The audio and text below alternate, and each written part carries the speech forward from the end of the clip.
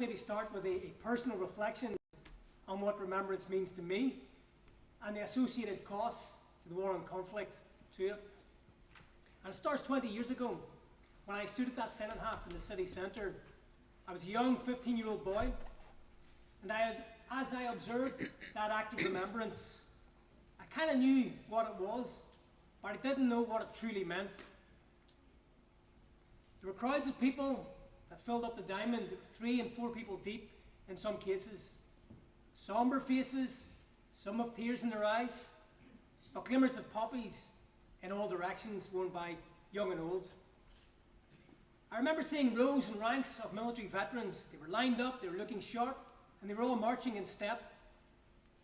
It was an impressive sight. There were 3 things that stood out to me, which I never forgot, and I remember to this very day. It made me think, it made me wonder. The first thing was the regimental headdress. It sat so neatly upon their heads, many different colours, shapes and sizes, and of course the caubeen with the green hackle. All the cap badges were equally as impressive. Such a diverse mix of different regiments, corps and associations. The second thing was the regimental blazers and their ties. Again, different colours, crests and insignia, all worn with a sense of pride, purpose and uniformity. See, when they all stood together, you could get a sense and a feeling that they were part of something bigger than any one individual. The third thing was their medals, mounted, shiny, hanging from their chest. Some had clasps, rosettes and leaves, all of which were earned with dignity, compassion and through selfless commitment, and no doubt had a story behind every single one of them. I was inspired that day by those military veterans that were on parade, and also by the heroic stories that I have heard throughout my childhood of World War I, World War II, and indeed the subsequent conflicts. There was something so profound about service to others which resonated deep within me, and it soon became a burning desire to go and serve. So at the age of 16, I enlisted in Your Majesty's Armed Forces and joined the Royal Irish Regiment to pursue a military career. After completion of basic training in the infantry battle course, I was sent straight to Cyprus to provide security for an American air base. On return from Cyprus, ironically, I redeployed here into Northern Ireland on Operation Banner, here in this city and indeed in South Armagh. Then in 2004, I saw my first deployment into the Middle East region, in this case in Iraq, in Operation Talik. I was promoted to a Lance Corporal, operating in Basra and in Baghdad. From the extremes of the desert, I went to the other extremes of freezing cold in Norway to train in winter cold weather warfare. Back to the Middle East in 2008, this time in Afghanistan's Helmand province in Operation Herrick. Now promoted to a full corporal, I was employed as a forward air controller conducting close air support missions.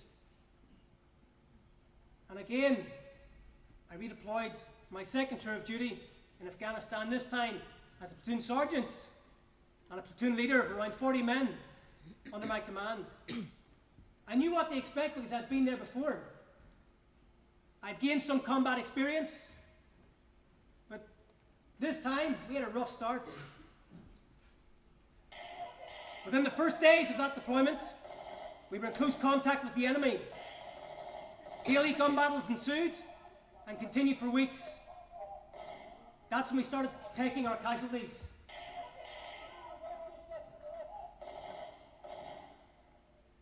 Two soldiers within my company had been shot by sniper fire, one in the arm and one in the leg. And on a separate occasion, a member from my platoon was seriously wounded by machine gun fire in an ambush. Thankfully, they were the lucky ones, and they survived. There was one day in particular which I found myself in the middle of a ferocious firefight with the enemy. I was drenched in sweat, engulfed in dust and dripping with blood from an enemy grenade which exploded knocking me to the ground and sending shrapnel into my body, my neck, and my face.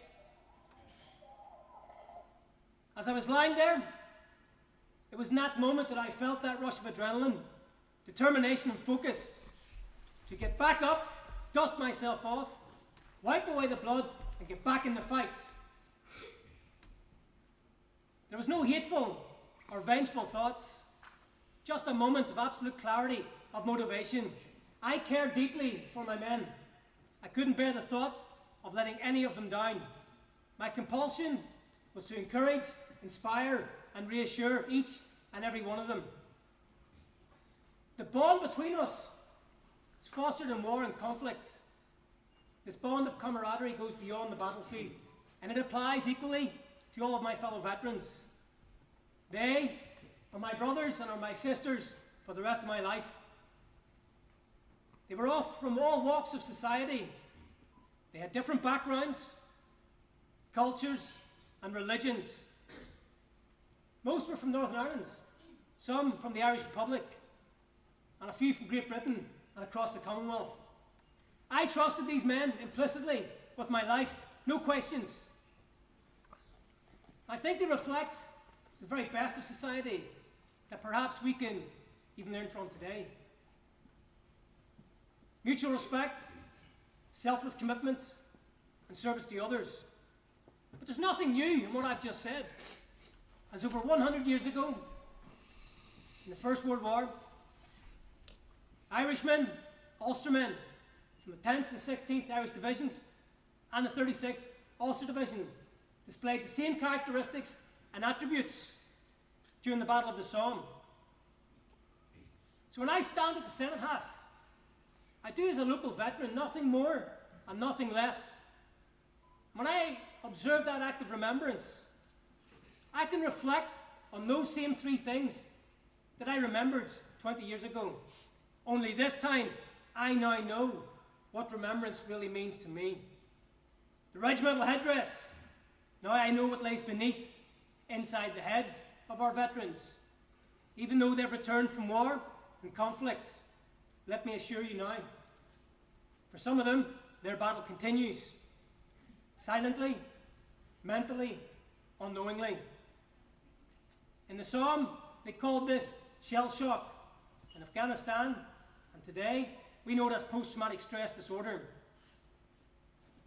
And it is as powerful and destructive as any artillery shell or bullet from those battlefields.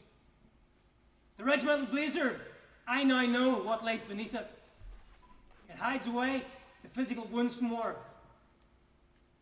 The shrapnel, the scars, the burns, the missing limbs. Even though outside of the blazer is still warm with pride, but on the inside there are patches and stitches of guilt as to why we made it home and our friends didn't. The medals, I now know what lays behind them. The medals hang in front of and distract you from the heavy and broken hearts. For those that have paid the supreme sacrifice, leaving behind so many loved ones. Sons and daughters, mums and dads, parents and partners, who now wear those medals on the opposite side of their chest as a stark reminder to us all. So let me leave you with this.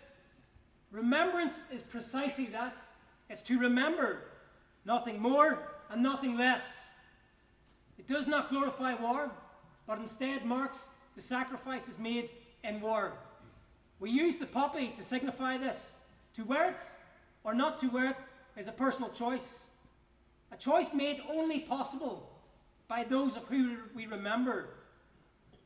Please consider to respect that choice. And if you do wear a poppy, wear it with pride. I hope now that you maybe think about remembrance and what it means to you. Thank you all for listening.